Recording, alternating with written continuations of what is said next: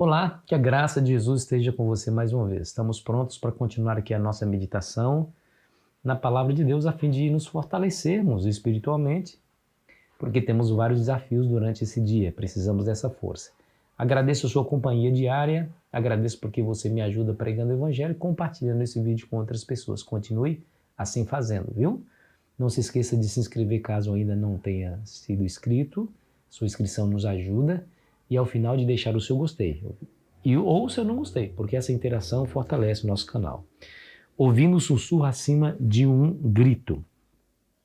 Bom, a noite passada, Jesus estava no mar, aquela tempestade terrível, os discípulos com medo, pensando que iam morrer. Jesus acalma a tempestade. No dia seguinte, ele chega à outra margem do lago e mais uma cena impressionante acontece. Diz a Bíblia que saiu ao seu encontro, o encontro de Jesus, um endemoniado, que havia dentro dele uma legião de demônios. Bom, uma legião romana, por exemplo, havia 3 a 6 mil soldados de infantaria. Então havia muitos demônios nesse homem. Esse homem andava nu, morava entre os mortos, nas sepulturas, nos sepulcros, e eles, diz a Bíblia, que ele se feria com pedras. Pensa num indivíduo subjugado, sofredor na mão do demônio. Aqui nós vemos o grande conflito que acontece nesse mundo. Os seres humanos sendo totalmente dominados pelo inimigo, fazendo com que eles sofram ou levando eles, os dominados pela sua força, a fazer outros sofrerem. Esse é o grande conflito que está desenrolando aí ao nosso redor. Mas algo interessante acontece. Diz a Bíblia que esse homem se aproxima. Nada é dito sobre os discípulos, que provavelmente com medo daquele homem, porque aquele homem era um monstro realmente. Pensa um homem nu, cabelos compridos, unhas compridas, um homem de uma força extraordinária, tinha muita capacidade de fazer mal a muitas pessoas ao mesmo tempo. Então os discípulos devem ter fugido, por isso o relato nada fala sobre os discípulos, somente sobre Jesus. Mas algo acontece de maneira interessante. Diz aí o verso 6, diz assim, capítulo 5, versículo 6. Quando de longe viu Jesus, correu e o adorou, exclamando em alta voz: que tenho eu contigo, Jesus, filho do Deus Altíssimo? Conjuro-te por Deus que não me atormentes. Olha que coisa interessante, tá vendo? Diz aqui a Bíblia que ele o adorou. Essa palavra adorou aí, ou prostrou, é a mesma palavra para prostrar, né? A palavra proskinel, prostrado, geralmente traduzido como adorar.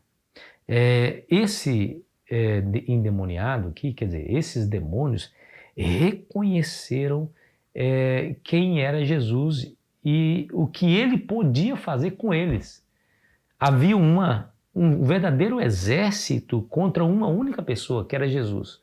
No entanto, esse exército se prostra dizendo ou demonstrando que Jesus era superior e poderia inclusive atormentá-los, né? Como diz aqui, ele mesmo disseram, né? O demônio que os representava disse: conjure-te por Deus que não me atormentes, né? E diz a Bíblia que Jesus libertou esse homem.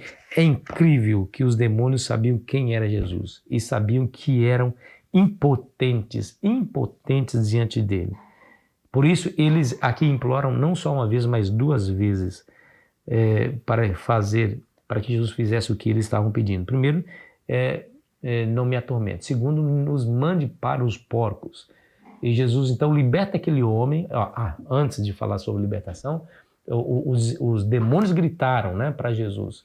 Mas atrás do grito, Jesus conseguiu captar, ouvir o sussurro de socorro daquela pobre vítima daqueles demônios. Diz a Bíblia que o Senhor Jesus então expulsa aqueles demônios e eles entram numa manada de porcos, entre 2.000 porcos, e eles, precipício abaixo, vão para o mar e se afogam. Ali trouxe um tremendo prejuízo financeiro para os donos daqueles porcos. Bom, esse é uma das evidências claras de que Jesus não estava em território judaico, porque em território judaico não se cria porcos, então estava em território gentil, ali na região de Decápolis, a cidade dos Gerazenos, ali é uma cidade gentílica, né? Essa história tem duas características aqui que sobressaem, duas características, né? Primeiro, está cheia de elementos relacionados à impureza, né? Nós temos aí um homem que estava vivendo entre os sepulcros, né?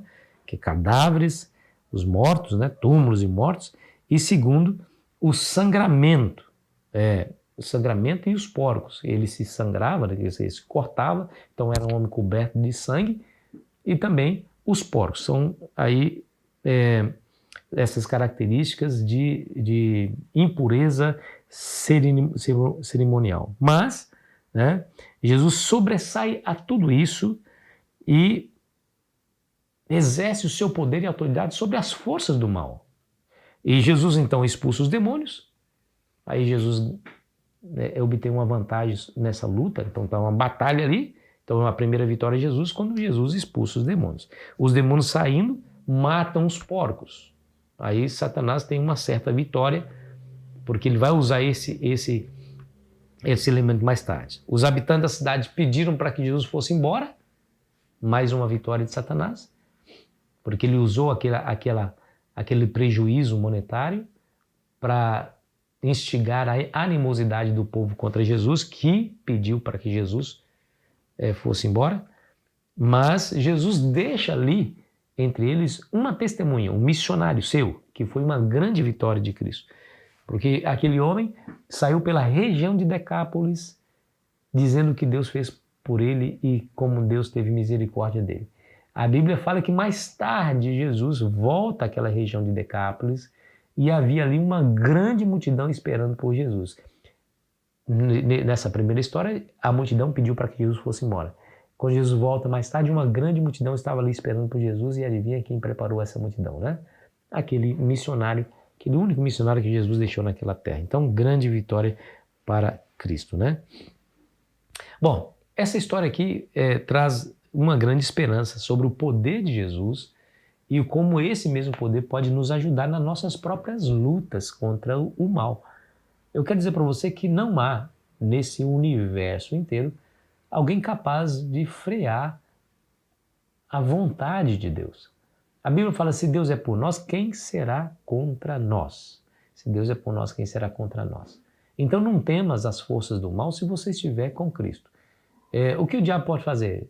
Fazer o homem sofrer, como fez esse homem? Pode. Infelizmente ele pode fazer. Mas ele não pode quando Deus impõe limites, quando Deus intervém, quando Deus ordena para que ele seja expulso, para que ele saia, para que ele liberte. Bem sei quem tu és, Senhor, o Filho do Deus Altíssimo, disse aqueles demônios, né? Por isso os próprios demônios se prostraram. Isso não é significativo porque a Bíblia fala que todo joelho se dobrará e toda língua confessará que Jesus é o Senhor, e até os demônios. E eu pergunto assim, por que os seres humanos não fazem o mesmo? É isso. Quando você vê os seres humanos desdenhando da fé, quando você vê os seres humanos se tornando ateus, quando você vê ouve os seres humanos declarando que Deus não existe, que nós somos produtos de uma evolução aleatória, você percebe esse grande conflito que existe. Você percebe que essas pessoas estão sob a influência e o poder de demônios que os impedem de ir até o seu Criador. Mas um dia, todos esses, juntamente com os demônios, também dobrarão os seus joelhos e a língua deles confessará que Jesus é o Senhor. Os demônios fizeram isso, mas graças a Deus que eu e você fazemos isso hoje de maneira voluntária, porque nós reconhecemos que Ele é o Senhor e o Deus da nossa vida. Que a graça do Senhor Jesus esteja com você, meu amigo. Não se esqueça, se você enfrentar a luta ferrenha contra o diabo, terás por auxílio aquele que fez que o diabo e os demônios se curvassem e prostrassem diante dele, e que esses demônios, essa força não foi suficiente para vencê-lo. Ore comigo. Pai querido, obrigado porque o Senhor nos ajuda. Sem a tua força, sem o Senhor estar conosco, somos totalmente incapazes de enfrentar a luta entre o bem e o mal.